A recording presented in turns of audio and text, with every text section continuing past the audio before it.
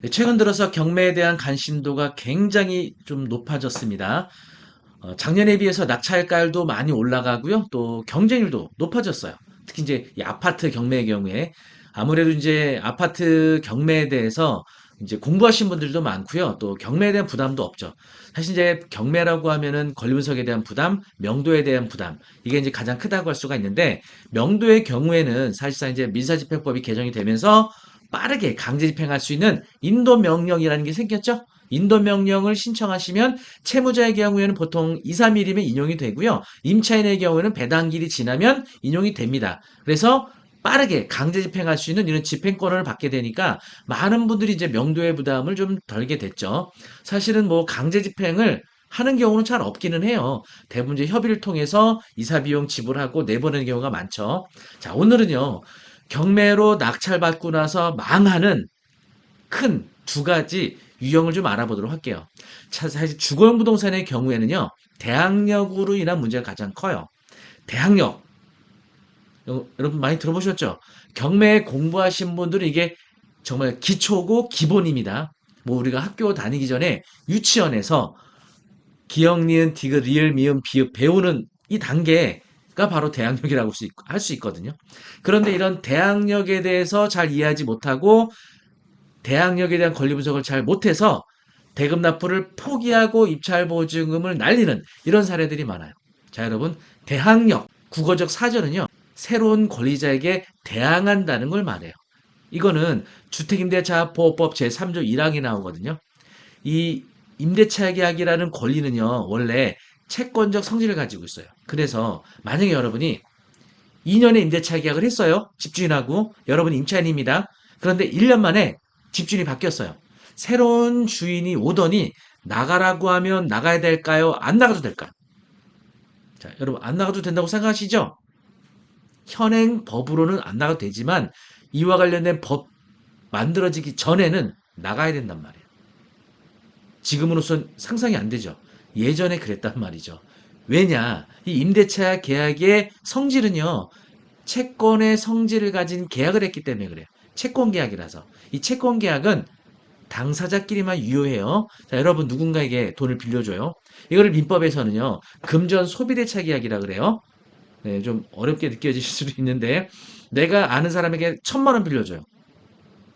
그래서 매달 이자 얼마 뭐 20만 원 받기로 하고 또 원금은 뭐 올 연말까지 상환하기로 하는 금전 소비대차 계약을 맺습니다. 그리고 차용증 같은 걸 받죠. 그런데 돈을 빌려간 사람이 이자를 2달까지 내더니 3달째부터 이자를 안 내요? 그리고 연말까지 기다렸는데 원금도 안 갚아요? 그 집에 찾아갑니다. 돈을 빌려준 사람. 그랬더니 그 사람은 없고 아들이 있어요. 아들한테 대신 갚으라고 청구할 수 있어요? 못하죠. 왜요? 금전 소비대차 계약은 채권 계약이에요. 이 채권 계약은 당사자끼리만 효력이 있어요. 그래서 다른 제3자에게, 배우자, 아들에게도 청구할 수 없는 겁니다. 임대차 계약 마찬가지예요. 임대인과 임차인이 계약서 작성하죠. 2년 거주하기로 하고 또 나갈 때 보증 반환하기로 하는 임대차 계약을 맺은 건 임대인과 임차인 간의 당사자 간의 계약이에요. 집주인이 바뀌었습니다. 새로운 소유자가 오면 예전 소유자하고 작성했던 임대차 계약으로 나 2년 동안 살기로 계약이 돼 있어요라고 주장을 못 한다는 얘기예요. 새로운 소유주에게 대항을 못 한다는 얘기예요. 그런데 이러다 보니까 임차인들이 집주인이 바뀌어서 나가라고 할 때마다 나가야 돼요. 얼마나 불편하고 힘들어요. 정부에서 이런 국민들의 주거 안정을 위해서 주택 임대차 보호법을 만들었죠. 1981년도에 주택임대차 보호법 제3조 1항 보시면 임대차는 그 등기가 없는 경우에도 임차인이 주택인도와 주민등록을 마친 때는 그 다음 날부터 제3자에 대하여 효력이 생긴다. 바로 대항력의 효력이 생긴다는 거예요. 언제부터? 그 다음 날부터.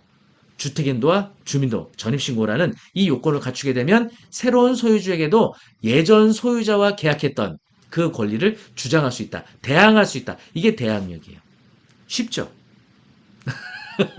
이게 경매 권리 분석의 기본이고요. 사실상 이거는 경매 권리 분석에서만 필요한 건 아니고요. 여러분이 임차인으로서 임대차 계약 맺을 때도 이 기본 원리를 잘 이해하셔야 돼요. 간혹 가다가 어떤 집주인들이 이 임대차 계약을 맺고 주택연도와 전입신고하는 그 전에 그 당일 소유권을 바꿔버려요. 그러면 대항력의 요건을 갖추기 전에는 이런 대항력을 주장할 수 없는 거거든요. 그저당이 임차인이 이사 들어오고 전입신고한 날 그저당이 설정된다든지 소유권이 변동이 되면 임차인의 대항력은 그 다음날 0시부터 효력이 발생하기 때문에 권리 주장을 못해요. 새로운 소유자 근저당에게 효력을 주장하지 못하면 자기가 계약된 기간 동안 거주 못하고요. 보증금 반환 청구도 못한다는 거예요. 좀 불안한 이치에 있죠. 자, 이게 경매 절차에서는 또 어떤 그 영향을 미치냐면 말소 기준 등기 또는 말소 기준 권리라고 하거든요. 그저당 간유 같은 것들 말해요. 자, 이와 같은 것들보다 대항력을 늦게 갖춘 경우에는 경매 절차에서 대항력을 주장 못해요. 낙찰받은 사람이 나가라고 하면 계약간이 남았는데도 나가야 되고요. 보증금도 청구 못해요. 그런데 말소 기준이 되는 그 등기보다 대항력을 먼저 갖춘 경우에는 대항력을 주장할 수 있어요. 이게 경매 권리 분석의 기본이고 기초예요. 자, 대항력을 주장할 수 있는 임차인이 배당 요구하지 않거나 배당 요구했지만 매각대금으로 보증금이 전액 배당되지 않으면 낙찰자가 인수하게 됩니다. 시세 5억짜리를 4억에 싸게 낙찰받은 줄 알았더니 그 집에는 대항력을 주장할 수 있는 임차인이 3억에 있었는데 배당 요구를 안 했던 거예요. 그러면 4억에 낙찰받고 대항력을 주장할 수 있는 임차인의 보증금 3억을 인수하면 7억에 사는 거잖아요. 시세보다 비싸게 사는 거잖아요. 그렇게 되면 대금 납부를 포기하겠죠? 그러면 입찰 보증금 몰수되는 거죠. 이게 주거용 부동산의 가장 기본이 되는 거예요. 아시겠죠? 네. 그런데 이제 상업용 부동산에 있어서는 좀 달라요. 상업용 부동산은 보통 인수하게 되는 보증 액수가 담보가치 대비 크질 않아요. 뭐 5억짜리 상가면 보통 그 임대차 내용이 보증 1000이나 2000에 월세가 한 150에서 200 정도 돼요. 그래서 대항력인 임차인 보증금 인수한다는 거 1000에서 2000밖에 안 되기 때문에 사실상 5억짜리에서 1000, 2000은 비율이 크지 않아요. 그래서 이로 인한 부담이 크질 않아요. 주거용은 담보가치 대비, 낙찰받은 금액 대비 보증이 높단 말이에요. 50에서 심지어는 70%까지 되기 때문에 이 주거용 부동산에서는 대항력인 임차인의 보증금에 대한 권리 분석이 매우 중요한 반면에 상업용 부동산은 이 보증 액수가 낮기 때문에 보증금에 대한 권리 분석보다는 계약갱이 요건에 대한 권리 분석을 잘해야 돼요. 대항력을 주장할 수 있는 임차인이 상가 임차인이 배당 요구 안 한다? 그렇게 되면 현재 상가임대차 보호법에서 규정하는 대로 10년의 계약갱이 요구를 주장할 수가 있어요. 좋은 건가요? 안 좋은 건가요?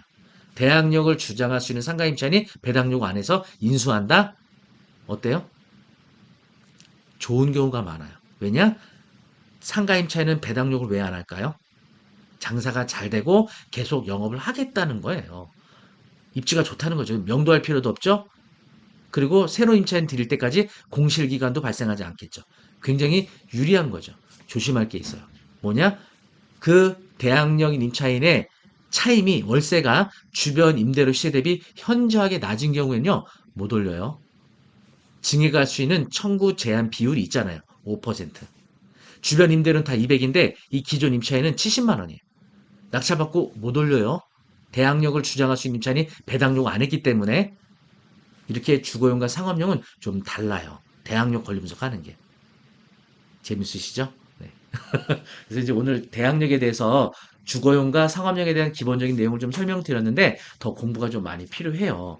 우선 변제권, 확정일자, 보증금 증액 되게 중요하거든요. 이런 내용들을요. 저하고 함께 이번에 광화문에는 조선닷컴 교육센터에서 단 2주 만에 이런 경매를 배울 수 있는 썸머스쿨을 개강하거든요. 그래서 바쁜 직장인분들 또 여름 휴가철을 앞두고 있는 분들 2주 토요일입니다. 오전부터 오후까지 여러분이 시간 2주만 투자하시면 저하고 경매를 재미있게 마스터하실 수 있습니다. 그러면 수강 신청할 수 있는 사이트 잠시 안내 좀 해드릴게요. 자, 조선닷컴 교육센터 홈페이지에 들어오시게 되면요. 여기 경매 그리고 2주 썸머스쿨 선택하시면 아래에 이렇게 보이시게 됩니다. 7월 13일부터 7월 25일 이틀간에 걸쳐서 진행을 하게 될 거고요.